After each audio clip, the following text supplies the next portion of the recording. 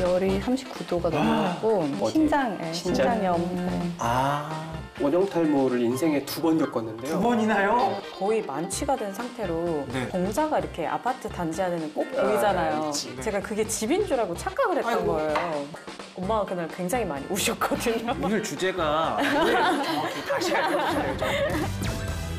인권위에 제소할 만한 얘기들부터 해서 지역이 분명히 서울 근무지였는데 여수에서 근무할 수 있냐.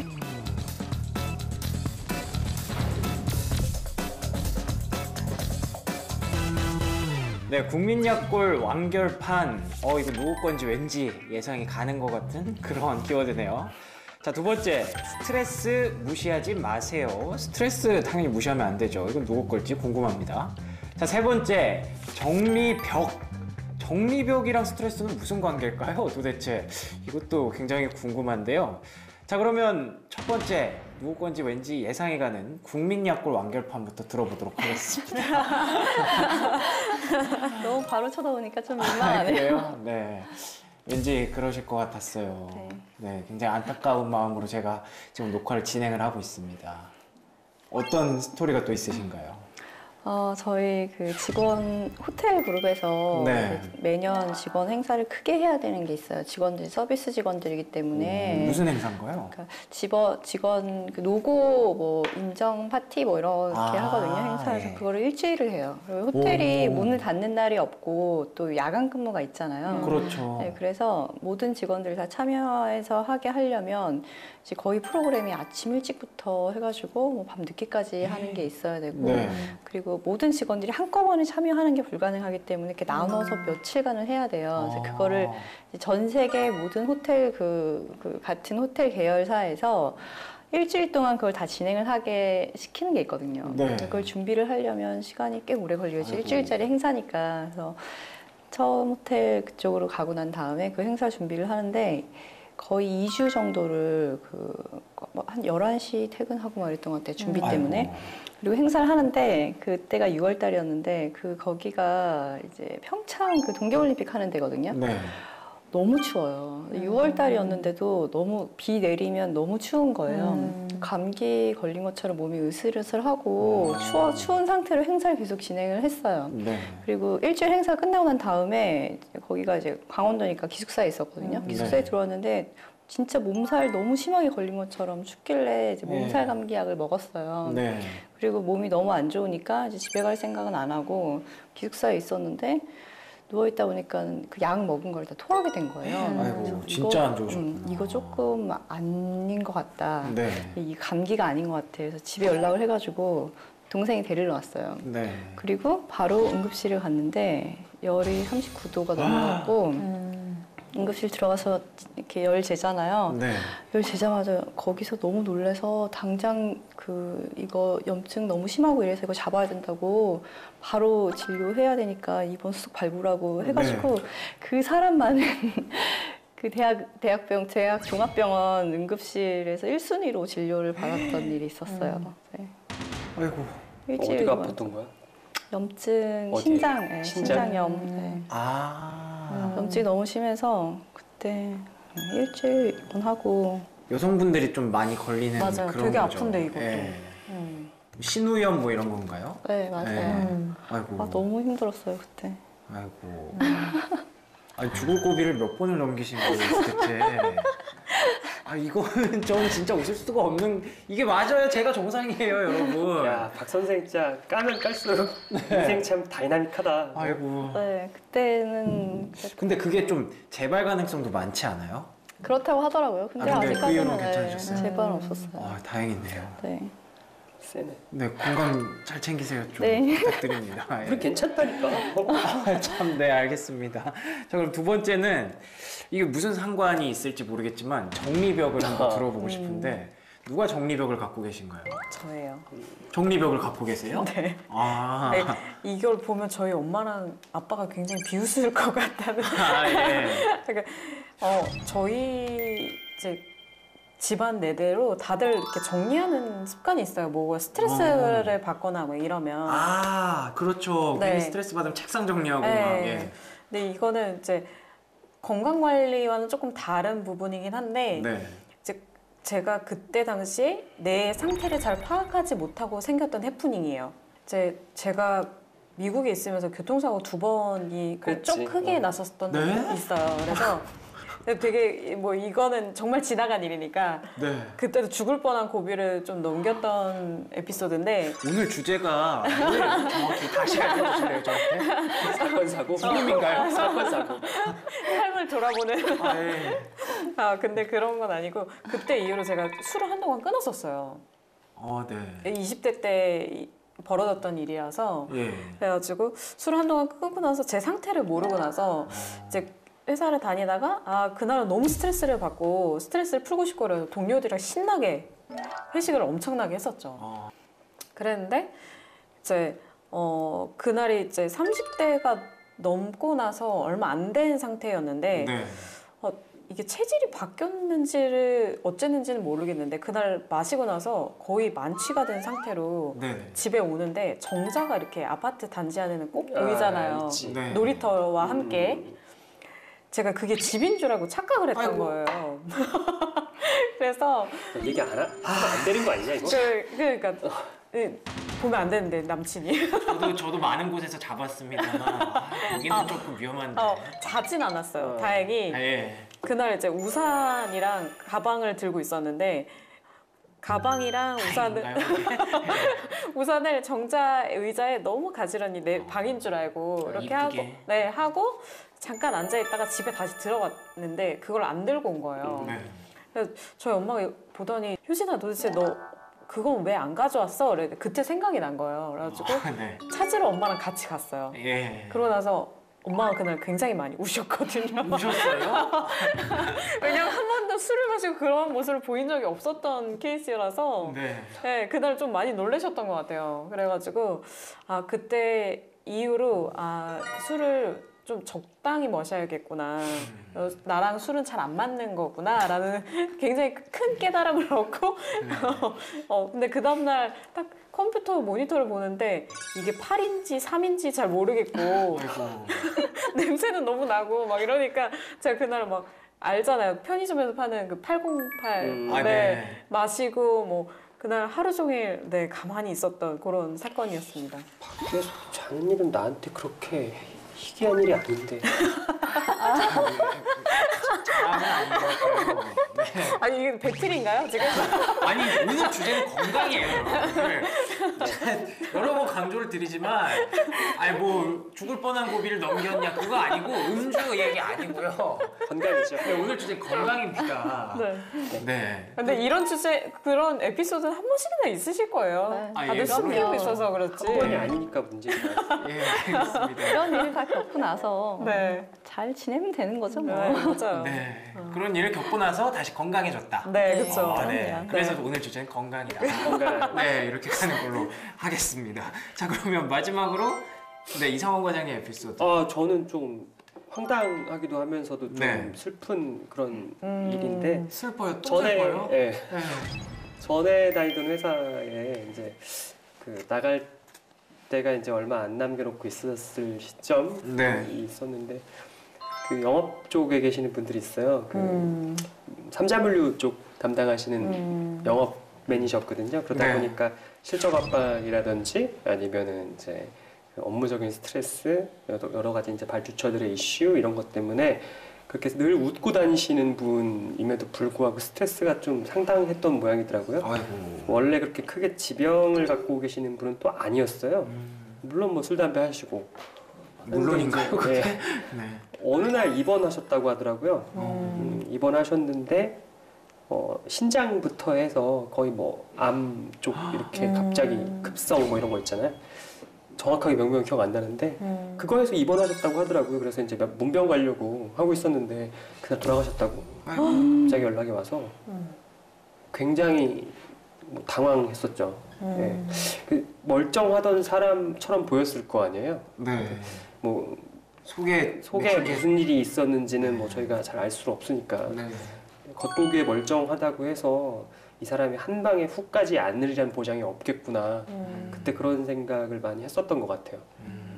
스트레스, 그 다음에 이제 그 몸의 이제 기관의 어떤 그 불균형적인 상태 이런 것들이 이제 병합적으로 복합적으로 작용하면서 순간 그냥 훅 그렇게 되셨어요. 그래서 야, 영업하는 사람들 진짜 힘들구나 그런 생각도 해보고 나는 어떻게 해야 될까 그런 생각도 해보고. 그래서 어떻게 하기로 결론을 내리셨나요? 규칙적인 음주와 규칙적인 운동 그리고 이제 어쨌든 규칙적인 생활이죠. 잦은 건강검진 뭐.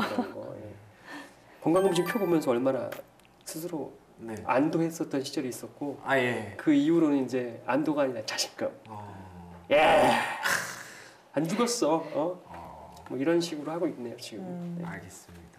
아 참 건강이 진짜 최우선입니다. 예, 그럼요.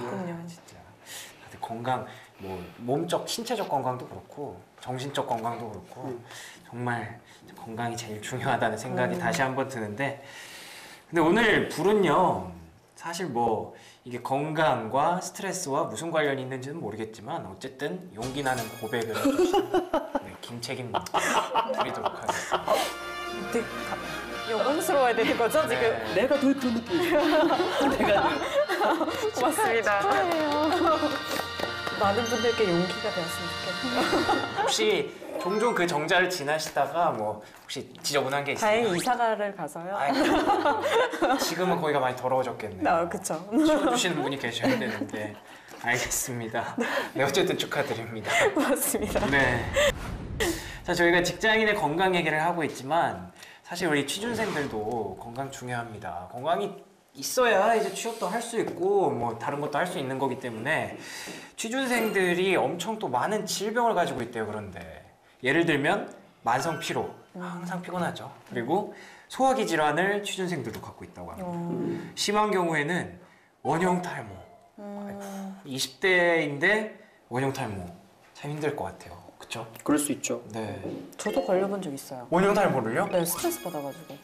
어디 뒤쪽 뭐 이런 네, 데? 그러니까 저도 몰랐고 네. 나중에 이제 병원 가서 검사 받아보니까 여기 탈모 있으시네요. 이래서 치료를 받았던 적이 있어요. 티가 많이 나던가요? 그렇진 않았는데 그래서 더 몰랐어요, 사실. 그걸 어떻게 체크해야겠다라는 생각을 하셨어요?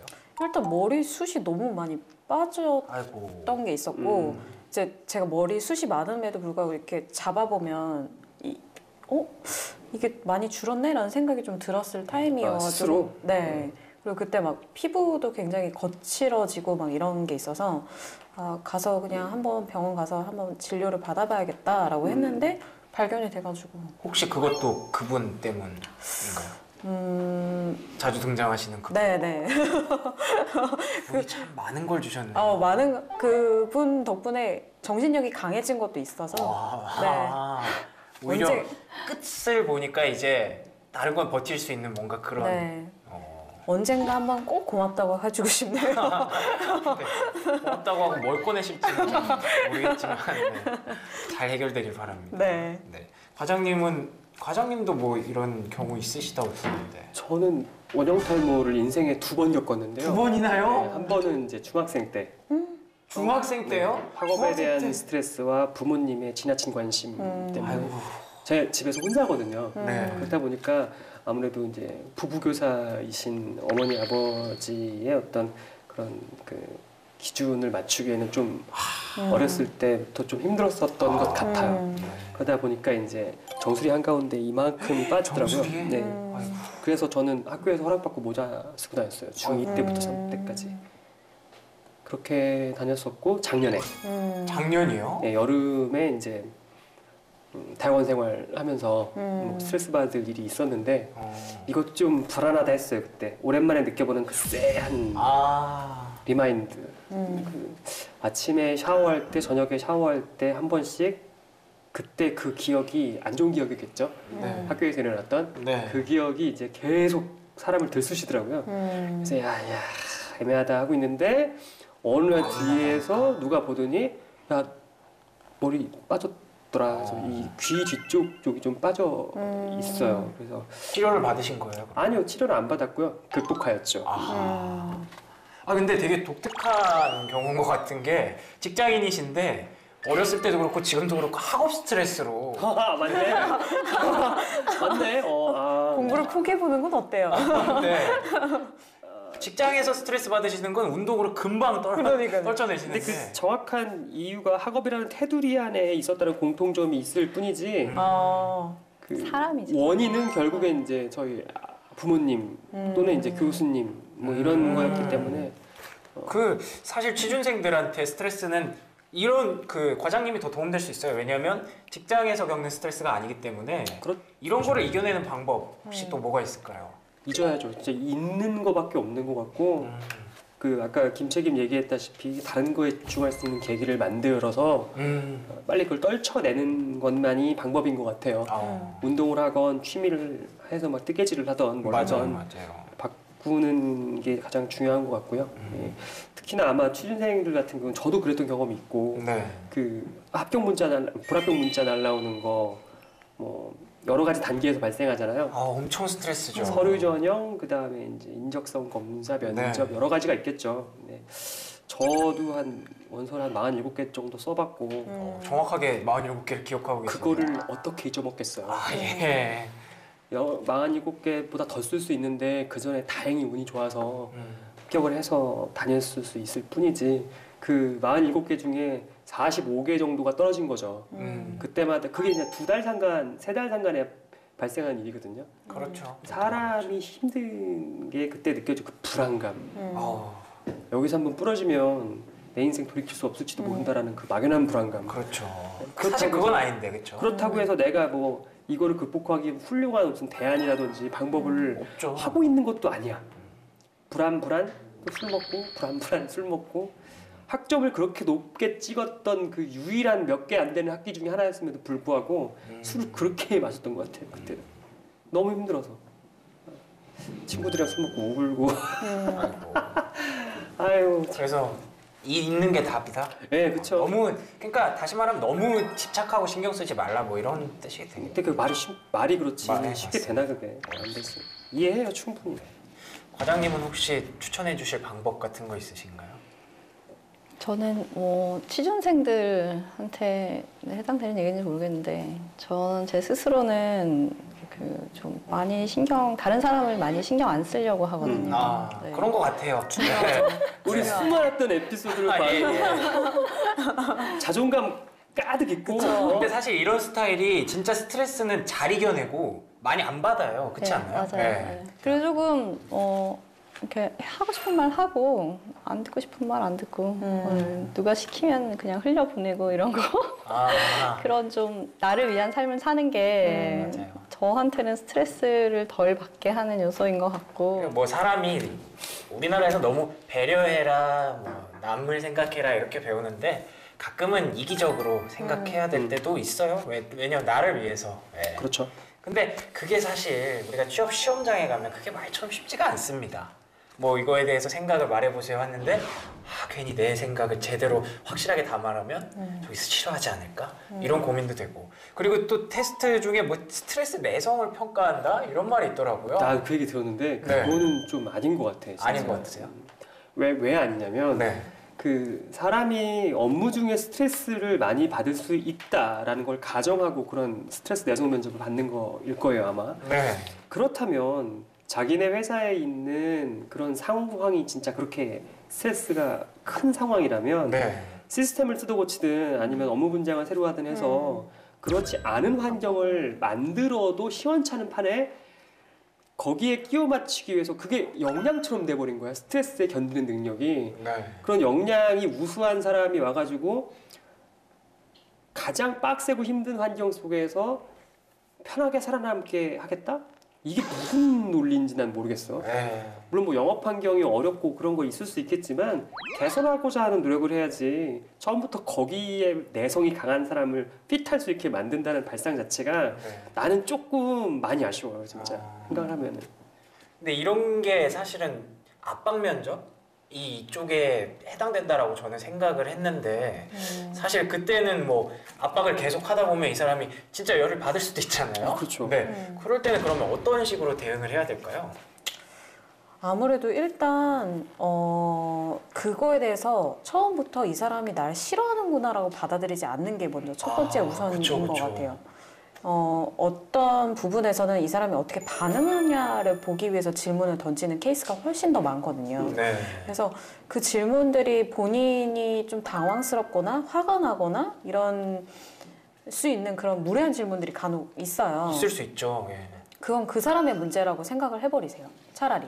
면접관의 문제, 그러니까 면접관이 질문을 무례하게 던지면 저 사람이 무례한 거구나 라고 생각을 해버리고 떨쳐버리는 게 가장 우선적인 것 같고. 동요하지 마라? 네. 무례한 면접관한테 왜 무례하세요? 라고 화를 내버리면 그건 어떻게 보면 그 사람이 지는 거나 마찬가지거든요. 면접 자리에서는. 그렇지. 네. 그러니까 처음부터 저도 항상 후보자들 면접 가기 전에 팁을 줄 때도 압박 면접이 어느 정도까지 오는 경우가 있냐면 지역이 분명히 서울 근무지였는데 저쪽에 여수에서 근무할 수 있냐라는 식의 질문을 하는 황당한 질문들도 간혹 계세요.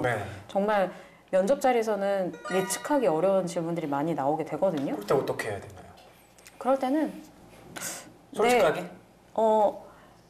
저는 서울로 알고 있었는데 만약에 여수로 해야 된다고 하면 일단 생각은 해보겠습니다 하고 차분하게 대답하고 라고 넘겨야지 이렇게 툭 하고 넘겨야 돼요. 사실 면접관들이 알거든요. 이 사람이 황당할 거라는 걸 알고 그래요? 네, 질문을 하는 거기 때문에 거기서 황당할 때 어떻게 반응하느냐는 그 사람의 문제인 거잖아요. 그러니까 지원자의 문제인 거잖아요.